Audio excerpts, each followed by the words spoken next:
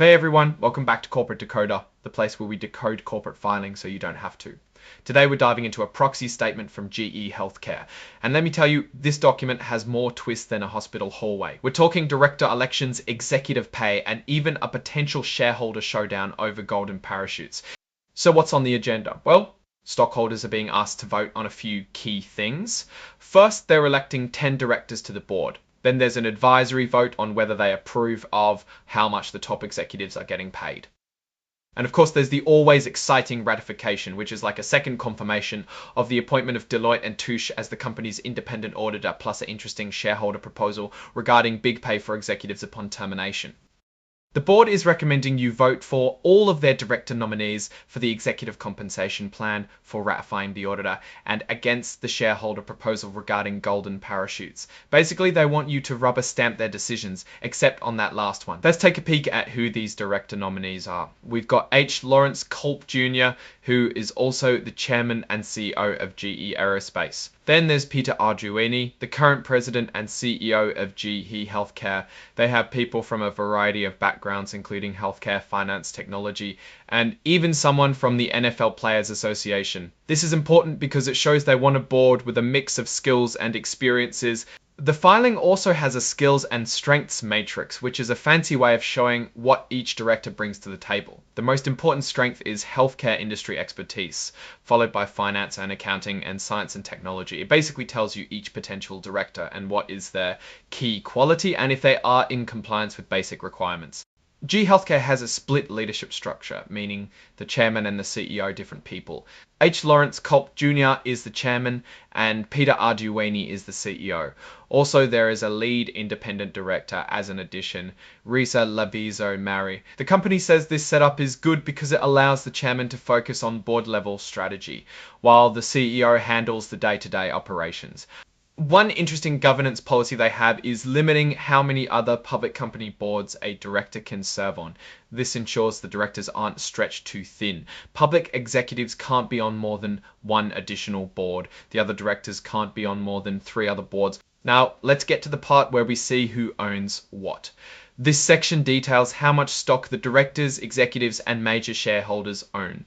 The largest shareholders are Capital Research Global Investors, the Vanguard Group, and BlackRock Inc. They each own around 10% of the company or more.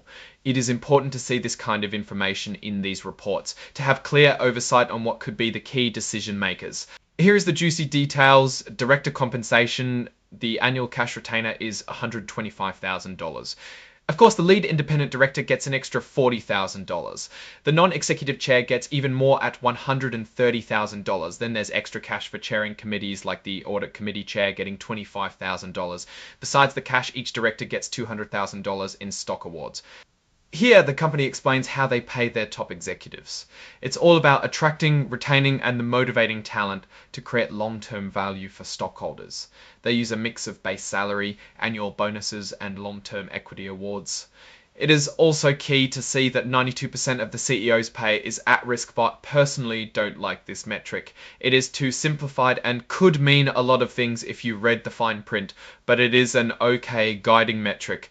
The company requires its executives to hold a good amount of stock. The CEO has to hold stock worth 6 times their base salary, while other executives have a 3 times requirement. This is designed to make sure their interests are aligned with the stockholders. Also, they can't hedge or pledge their shares, no easy way out. They also have a clawback policy. Basically, if executives engage in misconduct or the company has to restate its financial results, the company can take back some of their compensation. Let's get to the actual key important numbers from the executive summary. Revenues are basically the total money that came in. GE HealthCare took in almost $20 billion this year, but take into account that the key word here is organic. This is the actual money that came from organic sources. In this case, that organic number is also 19.7 billion, which means it was stable for the year, increased 1% year over year. Our total profit or net income was $2 billion. So out of 20 billion, this number takes off a lot of stuff from the revenue that allows it to give it a larger value to show the good parts. Bolov probably due to investments and other factors, as mentioned. It's good to note the details if it was the case of enough did each 2 billion.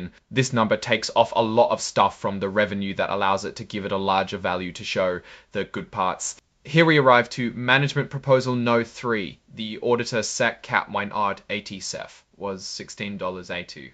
It's a pretty big bill, but considering the size of GE Healthcare, it's not entirely out of line. Finally, the shareholder proposal on golden parachutes. This is where things get interesting. This guy wants a policy where stockholders get to vote on any executive severance package worth more than 2.99 times the executive salary plus bonus. That's a lot of money to get when fired. The company is pushing against this because they have one, and it could affect the company's ability to attract people to join them. Before talking about opinions, a bit more info on auditors. The company paid Deloitte almost $17 million for audit fees and another $1 million or so for other services. It is always recommended for all companies to not pay additional fees besides the main audit, as that creates questions about impartiality. Now, what does all of this mean? GE Healthcare seems to be running a pretty tight ship, at least from what they're telling us. They've got a clear strategy, a well-rounded board, and they're keeping an eye on risks. Their financials were pretty solid. If a bit uninspired, they stayed at the same level. The shareholder proposal on golden parachutes is a bit of a red flag though. While it is always nice to try and limit the high numbers, restricting too much could definitely affect what new talent joins. Overall, GE Healthcare seems to be on a stable course, but they need to show some more growth in the future. Thanks for watching, and if you enjoyed this deep dive into corporate filings, don't forget to like, comment, and subscribe for more.